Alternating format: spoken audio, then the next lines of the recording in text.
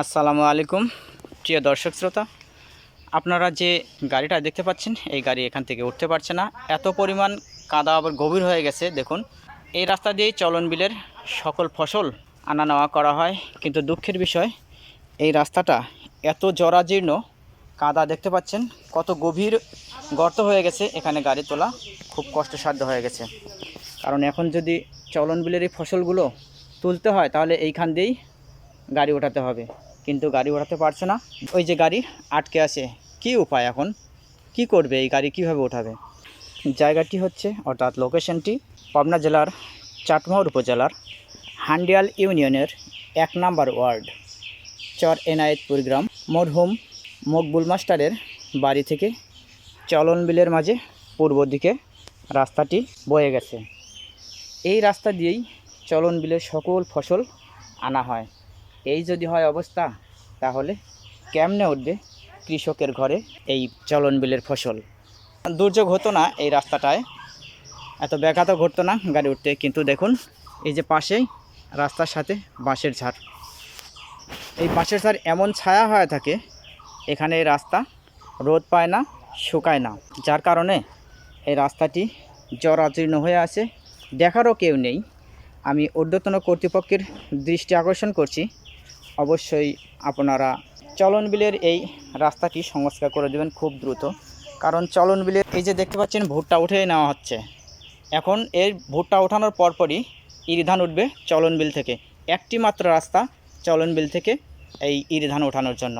তাই প্রিয় দর্শক শ্রোতা, আপনারা অবশ্যই ভিডিওটা শেয়ার করে দেবেন, যাতে ঊর্ধ্বতন কর্তৃপক্ষের দৃষ্টিগোচর হয়।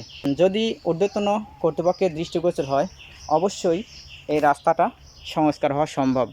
অহরহ এই মাঠের চলন বিলের এই চর এনায়েতপুর মাঠের ফসল এখান দিয়েই তুলতে হয়। ঝাড়গুলো যদি নাও কাটে, যদি এই কুঞ্চিগুলো সব পরিষ্কার করে দিত, তাহলে রাস্তার এই বেহাল দশা হতো না। কারণ এখানে একদম রৌদ্র পায় না, দুপাশেই গাছ দেখতে পাচ্ছেন, গাছগাছালি, মাঝখানে একেবারে ছায়া পড়ে থাকে, রোদের কোনো লেশই পড়ে না এই রাস্তায়, যার কারণে রাস্তাটির আজ এরকম বেহাল দশা। তাই আমি ঊর্ধ্বতন কর্তৃপক্ষের সুদৃষ্টি কামনা করছি, অবশ্যই চলন বিলের জনসাধারণের এবং ফসল ওঠানোর দিকে সুদৃষ্টি দিবেন, সুবিবেচনা করে এই রাস্তাটি সংস্কার করে দিবেন। গাড়ির চাকা গর্তের মধ্যে আটকে গেছে, আর ওঠাতে পারছে না। হায়রে কষ্ট চলন বিলের ফসল ওঠাতেও। শুধু এই রাস্তাটা যদি সংস্কার হতো, ভালো হতো, তাহলে এই দুর্দশা আজ হতো না। প্রিয় দর্শক শ্রোতা, আপনাদের কাছে অনুরোধ করে বলছি, ভিডিওটি অবশ্যই শেয়ার করে দেবেন। আপনাদের শেয়ারের মাধ্যমেই ঊর্ধ্বতন কর্তৃপক্ষের দৃষ্টিতে আসবে, তাহলে রাস্তাটি সংস্কার হবে।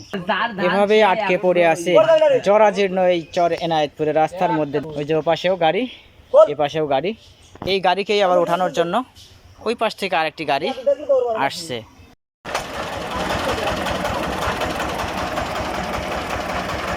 বাধা হয়েছে এইটাতে, এইটাকেই ওঠাতে হবে। এইটাকে ওঠানোর জন্য এই গাড়িটি এসেছে। এইটার পাশে আবার রশি বাঁধা আছে সামনে, ওইটা টানবে।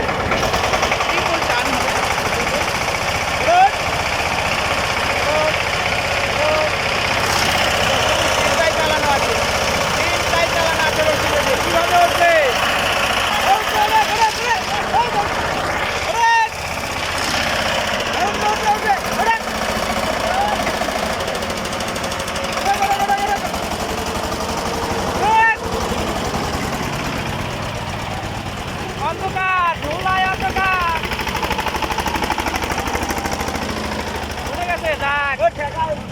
অনেক কষ্টের পরে দেখুন। প্রিয় দর্শক শ্রোতা, সবাই ভালো থাকুন। আমি সিয়াম রেজা চলন বিলের জরাজীর্ণ রাস্তা থেকে আজকের মতো বিদায় নিচ্ছি। সবাই ভালো থাকুন, সুস্থ থাকুন। আল্লাহ হাফেজ, আসসালামু আলাইকুম।